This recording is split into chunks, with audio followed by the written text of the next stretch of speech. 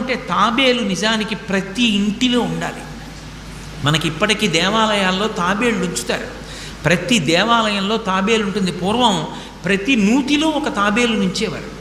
ఎందుకు తాబేటిని ఉంచుతారో తెలుసా? తాబేటి యొక్క దర్శనము మంగళ దర్శనం. తాబేటి వంక చూస్తే మంగళం. అందుకే ఇంట్లో కనీసం తాబేలు బొమ్మ అట్టి ఉంచుకుంటారు. ఉంచుకుని ఒకసారి ప్రయత్నపూర్వకంగా దాని వంక చూస్తారు. ఎందుకు తాబేలు ఇంట్లో ఉంచుకోవాలి అంటే దాంట్లో ఒక రహస్యం ఉంది. దీక్ష అని ఒక మాట. దీక్ష అన్న మాట దేనికి అన్వయం అవుతుంది అంటే యజ్ఞానికి అన్వయం అవుతుంది. యజ్ఞం చేసేటటువంటి వాడు దీక్ష స్వీకరిస్తాడు. దీక్షా స్వీకారం చేశాడు అంటే ఇంటి లోపలికి మళ్ళీ వెళ్ళరు.